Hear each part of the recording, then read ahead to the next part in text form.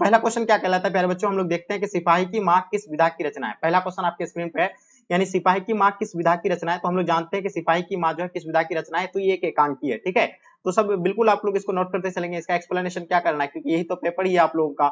दूसरा number question देखेंगे, जयशंकर प्रसाद का जन्म कहाँ हुआ था। तो प्यारे बच्चों बिल्कुल बताएंगे जयशंकर प्रसाद का। देखिए हम लोग ऑलरेडी ये सारे पढ़ रखे, तो ये सब तो हम लोग को ये इजी होगा ना जी। तो हम लोग इसका आंसर क्या होगा, बिल्कुल आप लोग को पता है इसका आंसर। जितने सारे बच्चे बता रहे हैं कि सर यानी जायसी, बिल्कुल आप सॉरी हाँ वाराणसी, जो इसका आंसर आप लोग जितने सारे बच्चे बता रहे हैं बिल्कुल सही है। यानी जयशंकर प्रसाद का जन्म कहाँ हुआ था, यानी वाराणसी में। क्वेश्चन नंबर तीसरा देखेंगे, झूठन शीर्षक आत्मकथा के लेखक कौन है। देखिए हम लोग जानते हैं झूठन के जो आत्मकथा के लेखक जो है कौन है, यानी बिल्कुल आपको पता होना चाहिए ओम प्रकाश वाल्मीकि।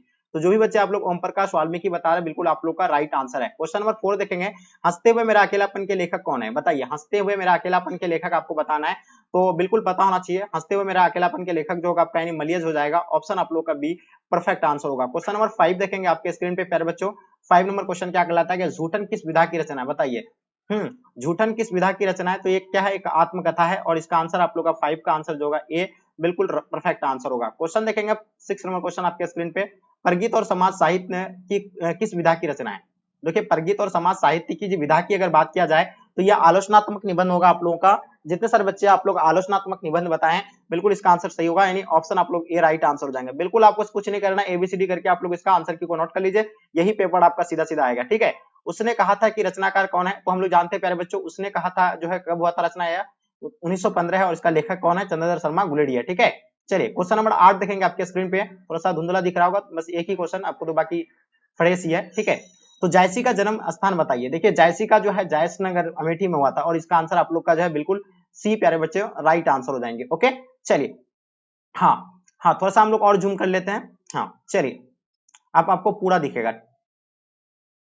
ओके चलिए 9 नंबर क्वेश्चन देखेंगे आपके स्क्रीन पे, साहित्य लहरी के रचनाकार कौन है। तो देखिए साहित्य लहरी के रचनाकार की अगर बात किया जाए तो ये आपका हो जाएगा सूरदास, यानी साहित्य लहरी के रचनाकार जो है कौन है, सूरदास प्यारे बच्चों। इसका आंसर आप लोग का बी राइट आंसर हो जाएंगे, ठीक है। नेक्स्ट क्वेश्चन की ओर चलते हैं। क्वेश्चन नंबर 10 आपके स्क्रीन पे, नवादास किसके शिष्य थे। बताइए, देखिए नवादास की अगर बात किया जाए तो नवादास जो थे यानी किसके शिष्य थे, अग्रदास के शिष्य थे। तो इसका आंसर आप लोग का अग्रदास, यानी ऑप्शन आप लोग का डी राइट आंसर हो जाएंगे। 11 नंबर क्वेश्चन देखेंगे, सरियामान ताल का जल जो है कैसा है, स्थिर है, गंदा है, गहरा है या चंचल है।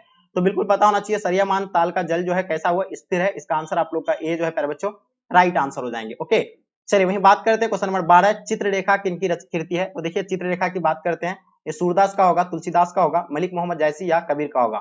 तो चित्ररेखा जो किनकी यानी कृति है, तो ये प्यारे बच्चों आपको पता होगा, यानी मलिक मोहम्मद जायसी का है, और इसका आंसर आप लोग का सी राइट आंसर हो जाएंगे। क्वेश्चन नंबर 13, कवितावली के रचनाकार कौन है। देखिए कवितावली के रचनाकार की बात किया जाए तो तुलसीदास जो है कवितावली के रचनाकार है प्यारे बच्चों, और इसका आंसर आप लोग का कवितावली राइट आंसर हो जाएंगे। ओके क्वेश्चन नंबर 14 देखेंगे आपके स्क्रीन पे, कंकाल उपन्यास के उपन्यासकार कौन है। देखिए कंकाल उपन्यास के उपन्यासकार की अगर बात किया जाए तो जयशंकर प्रसाद, जो इसका आंसर आप लोग का राइट आंसर होगा। ओके चलिए क्वेश्चन नंबर 15 देखेंगे आपके स्क्रीन पे, बालकृष्ण भट्ट किस युग के रचनाकार है। तो प्यारे बच्चों हम लोग को पता है बालकृष्ण भट्ट जो है किस युग के रचनाकार है, भरतयंती युग के है। और देखिए आप लोग जितने सारे बच्चे आप लोग भरतयंती युग बता रहे हैं, बिल्कुल आप लोग का आंसर परफेक्ट होगा। हाँ 16 नंबर क्वेश्चन देखेंगे आपके स्क्रीन पे, शिक्षा शीर्षक निबंध के रचनाकार कौन है। बताइए शिक्षा शीर्षक निबंध के रचनाकार कौन है। तो हम लोग जानते हैं जय कृष्ण मूर्ति के द्वारा जो शिक्षा शीर्षक पाठ को लिखा गया, और इसका आंसर आप लोग का डी प्यारे बच्चों राइट आंसर हो जाएंगे। बिल्कुल यही पेपर है, बस आपको एबीसीडी करके उतार लेना। अगर आपको नहीं देखना है 2 से 3 बार अच्छे से आप लोग देख लीजिए। पुराण शब्द का विशेषण क्या होगा। तो देखिए हम लोग जानते हैं पुराण शब्द का विशेषण कौन सा है। तो हम लोग जानते हैं पुराण शब्द का विशेषण जो होगा पौराणिक, यानी ऑप्शन आप लोग का सी राइट आंसर हो जाएंगे। क्वेश्चन नंबर 18 देखेंगे, कारक के कितने भेद होते हैं। बताइए कारक के कितने भेद होते हैं, आपके स्क्रीन पे है प्यारे बच्चों, बताना है, ठीक है। तो हम लोग जानते हैं कारक के 8 भेद होते हैं, और बिल्कुल इसका चिन्हित के साथ भी आपको याद कराए थे, कर्ता ने कर्म को करण से। देखिए कितना आसान आसान क्वेश्चन पूछा है, ये तो कोई भी दे सकता। 19 नंबर क्वेश्चन देखेंगे आपके स्क्रीन पे, ठीक है, दिख रहा होगा आपको। यहाँ देखिए थोड़ा सा अगर नहीं दिख रहा तो आपको हम बता दें, जिसने गुरु से दीक्षा मतलब क्या शिक्षा ली हो उसको क्या कहते हैं। तो इसको क्या कहेंगे हम लोग, एक शब्द में उसको दीक्षित कहेंगे, ठीक है। तो इसका यानी बिल्कुल ऑप्शन सी राइट आंसर हो जाएंगे। क्वेश्चन देखेंगे आपके स्क्रीन पे, 20 नंबर क्वेश्चन आपके स्क्रीन पे आपके समक्ष में आ गया। चमक शब्द जो है स्त्रीलिंग है या पुल्लिंग है। तो देखिए ये चमक, देखिए ताड़ा चमक रही है, ठीक है। तो ये ताड़ा क्या है, स्त्रीलिंग का बोध कराता है। तो प्यारे बच्चों ये जो आंसर आप लोग का होगा बिल्कुल बी जो है राइट आंसर हो जाएंगे। चमक जो है क्या है, ये बिल्कुल ये स्त्रीलिंग होगा, ठीक है। चलिए क्वेश्चन नंबर 21 देखेंगे, दिवाली शब्द जो है कौन संज्ञा है। तो देखिए दिवाली की बात किया जाए तो दिवाली जो एक व्यक्तिवाचक जो है संज्ञा हो जाएगा आपका। तो प्यारे बच्चों जो भी बच्चे आप लोग व्यक्तिवाचक बता रहे हैं, बिल्कुल आप लोगों का आंसर परफेक्ट है। क्वेश्चन नंबर 22 देखेंगे, यथिष्ट शब्द का संधि विच्छेद करेंगे। देखिए यथिष्ट शब्द का अगर संधि विच्छेद किया जाए तो यथाजोर इष्ट हो जाएगा, ठीक है।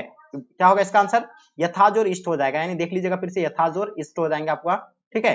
तो इसका आंसर आप लोग का बी परफेक्ट आंसर हो जाएंगे। ओके, चलिए नेक्स्ट क्वेश्चन की ओर चलते हैं। क्वेश्चन नंबर 23, जाता रहता था किस पदबंध का उदाहरण है। देखिए जाता रहता था इस पदबंध का उदाहरण की अगर बात किया जाए तो ये कौन सा पदबंध हो जाएगा आपका। चलिए तो ये पदबंध की अगर बात किया जाए तो ये संज्ञा पदबंध हो जाएगा आप लोग का, और ये जो बच्चे सी बता रहे हैं बिल्कुल परफेक्ट है, यानी संज्ञा पदबंध इसका आंसर आपका राइट आंसर हो जाएंगे। ओके चलिए, हाँ क्वेश्चन नंबर 24 देखेंगे।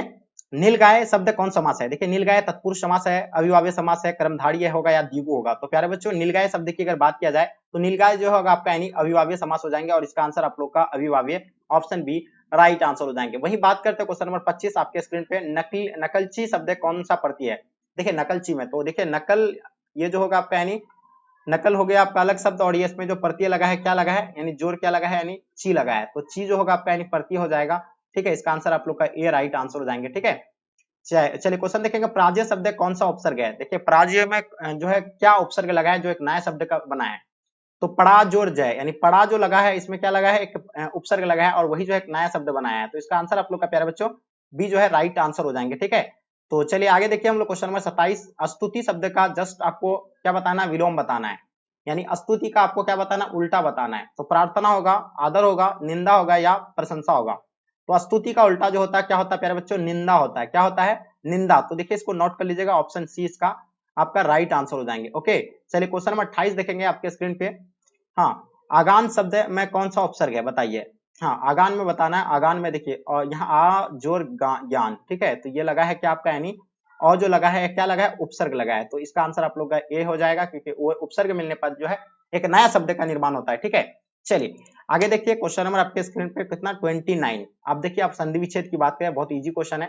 तो संधि विच्छेद तो हम लोग आता है अच्छा खासा। तो पवन शब्द का संधि विच्छेद क्या होता है, ठीक है। हम लोग बचपन से पढ़ के आते हैं, पवन का पोज और अन हो जाएगा, पोज और अन हो जाएंगे, ठीक है। तो यहाँ ऑप्शन आप लोग का कौन सा हो जाएगा, ऑप्शन आप लोग का बी जो है प्यारे बच्चों राइट आंसर हो जाएंगे, ठीक है। लास्ट और अंतिम क्वेश्चन प्यारे बच्चों देखिएगा, अनल शब्द का पर्यायवाची कौन है। देखिए अनल जो है, अनल मतलब हम लोग क्या होता है, आग बोलते हैं, पावक दहन, ठीक है। और अनिल होता है मतलब आपका हवा होता है, ठीक है, जो पता होना चाहिए आपको। अनल मतलब आग होता है, अनिल मतलब जो है क्या होते हैं, हवा होते हैं, ठीक है। तो इसमें कंफ्यूज नहीं कीजिएगा, और इसका आंसर आप लोग का जो होगा बिल्कुल डी राइट आंसर हो जाएंगे, ठीक है। तो ये था आप लोगों का जो है क्वेश्चन पेपर, जो ओरिजिनल आप लोग का जो था ये क्वेश्चन पेपर था किसका, हिंदी का। तो प्यारे बच्चों ये हिंदी का भी आपको ओरिजिनल में जो दिया हुआ है, ठीक है, ये खंड ब में जो आपका देखने को मिलेगा। तो उसमें क्या देखने को मिलेंगे कि निम्नलिखित में से किसी एक विषय पर जो है आपको निबंध लिखना है, ठीक है। यहाँ आपका जो है कितना दिया हुआ है, 4 दिया हुआ है। इन 4 में से आप लोगों को जो है क्या करना है, इन 4 में से किसी एक पर लिखना, चाहे आप मोबाइल और इंटरनेट पर लिख सकते हैं, पर्यावरण पे लिख सकते हैं, सांप्रदायिक एकता के लिए खतरा, ठीक है। उसका दुर्गा पूजा, यानी किसी जो भी आपको आसान लगता है उन पर जो आप एक यानी क्या निबंध लिखना है, ठीक है। कम से कम ये आपका जो है 5 नंबर का होता है, और इसमें लगभग 150 से 200 शब्दों के बीच में आपको लिखना होता है। उसके बाद क्या सप्रसंग व्याख्या करना आपका होता है, ठीक है। सच जब तक मनुष्य बोलता नहीं है तब तक उसका गुण दोष प्रकट नहीं होता है। इसको जो आपको व्याख्या करना होता है, या चाहे देखिए ये जो 2 नंबर क्वेश्चन आपका दिया हुआ है, इसमें 2 क्वेश्चन है आपका, ठीक है।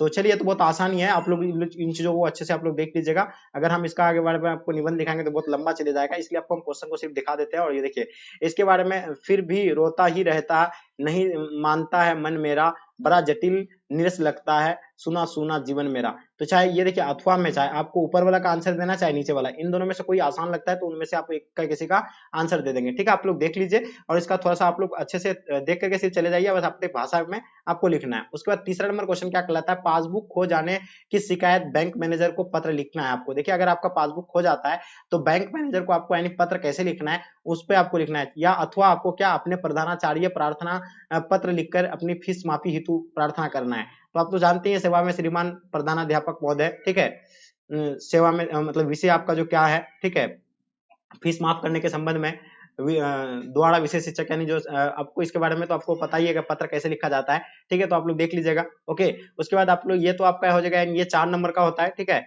इसमें से। उसके बाद आपका जो है चौथा नंबर क्वेश्चन क्या है, निम्नलिखित प्रश्नों में से किन्हीं 4 प्रश्नों का उत्तर देना है। ये तो बहुत ही इजी सब क्वेश्चन पूछा है, ये क्वेश्चन ऑलरेडी ये सब आप लोग जानते हैं, ठीक है।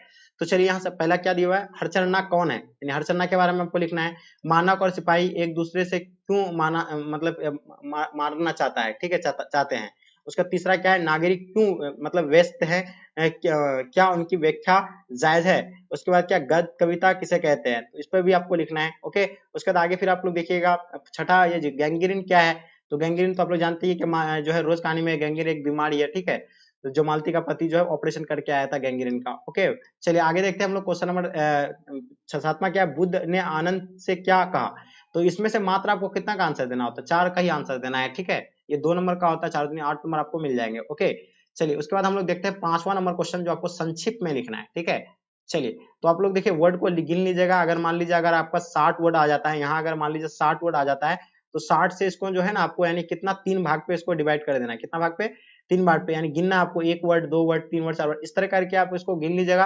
अगर जितना वर्ड है तो 60 वर्ड से इसको भाग लगा दीजिएगा, तो 20 वर्ड, यानी 20 वर्ड में जो आपको यानी बिल्कुल संक्षिप्त में इसको लिखना है, ठीक है। जहां आपका